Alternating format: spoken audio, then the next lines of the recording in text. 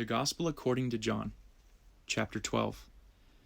Then Jesus, 6 days before the Passover, came to Bethany, where Lazarus was which had been dead, whom he raised from the dead. There they made him a supper, and Martha served, but Lazarus was one of them that sat at the table with him. Then took Mary a pound of ointment of spikenard, very costly, and anointed the feet of Jesus, and wiped his feet with her hair. And the house was filled with the odor of the ointment. Then saith one of his disciples, Judas Iscariot, Simon's son, which should betray him. Verse 5, Why was not this ointment sold for 300 pence, and given to the poor?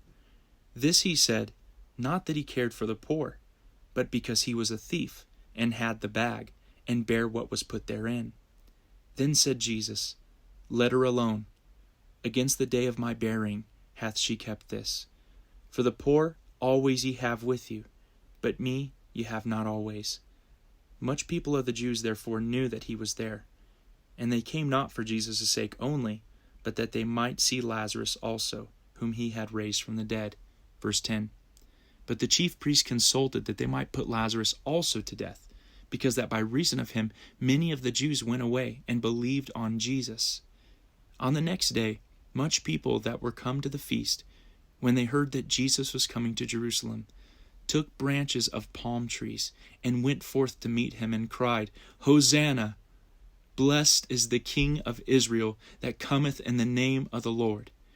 And Jesus, when he had found a young donkey, sat thereon, as it is written, Fear not, daughter of Zion, behold, thy King cometh, sitting on a donkey's colt. These things understood not his disciples at the first.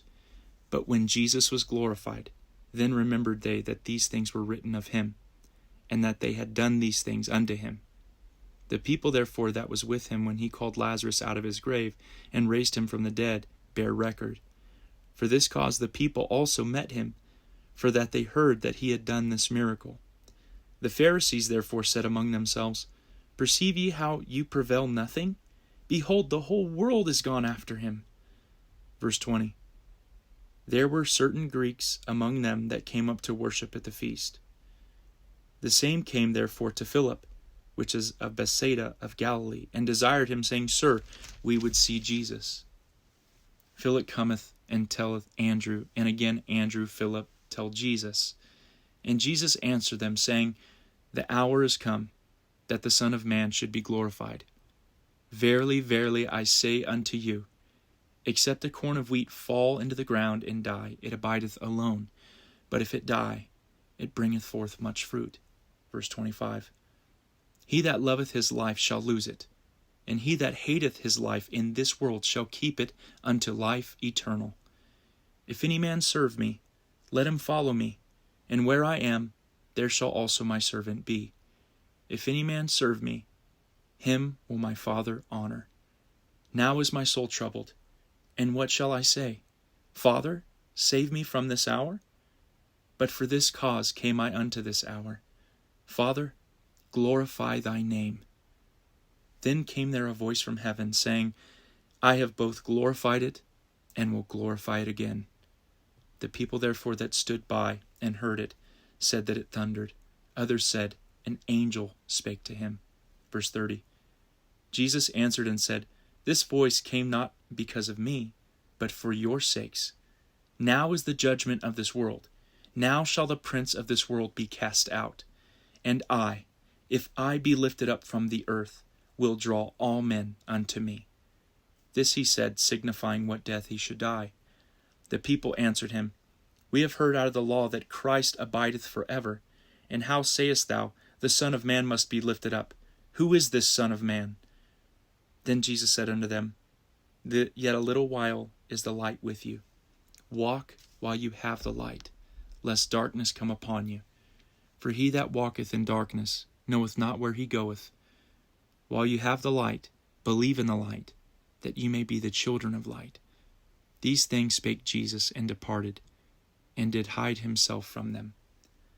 But though he had done so, many miracles before them, yet they believed not on him, that the saying of Esaias the prophet might be fulfilled, which he spake, Lord, who hath believed our report? And to whom hath the arm of the Lord been revealed? Therefore they could not believe, because that Isaiah had said again, He hath blinded their eyes, and hardened their heart, that they should not see with their eyes, nor understand with their heart, and be converted, and I should heal them. These things said Esaias when he saw his glory, and spake of him. Nevertheless, among the chief rulers also many believed on him, but because of the Pharisees they did not confess him, lest they should be put out of the synagogue. For they love the praise of men more than the praise of God. Jesus cried and said, He that believeth on me, believeth not on me, but on him that sent me. And he that seeth me, seeth him that sent me. I am come a light into the world, that whosoever believeth on me should not abide in darkness. And if any man hear my words and believe not, I judge him not. For I came not to judge the world, but to save the world. He that rejecteth me, and receiveth not my words, hath one that judgeth him. The word that I have spoken, the same shall judge him in the last day. For I have not spoken of myself, but of the Father which sent me.